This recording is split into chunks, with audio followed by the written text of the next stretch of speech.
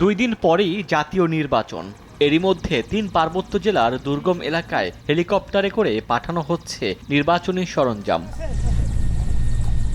খাগড়াছড়ির 298 নম্বর সংসদীয় আসনের 3টি ভোটকেন্দ্র অতি দুর্গম এলাকায় সোমবার সকালে কড়া নিরাপত্তায় সেনাবাহিনীর হেলিকপ্টারে করে নারাইছড়ি, শুকনাছড়ি ও ফুত্তাছড়ি কেন্দ্রে পাঠানো হয় ব্যালটসহ নির্বাচনী সরঞ্জাম।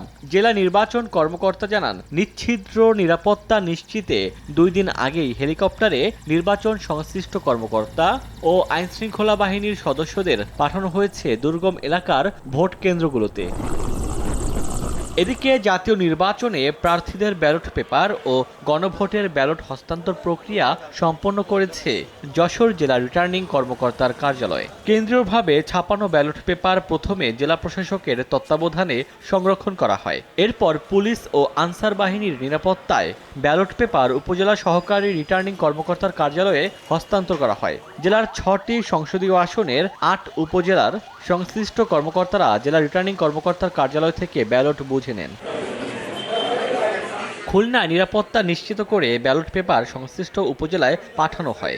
জেলার নির্বাচন কর্মকর্তা জানান, ভোট সরঞ্জামগুলো ভাগ করে 6টি আসনের 840টি ভোট কেন্দ্রে 11 ফেব্রুয়ারি হস্তান্তর করা হবে।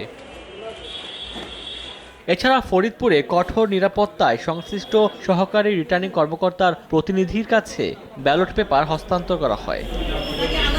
ওমর ফারুক, সময় সংবাদ।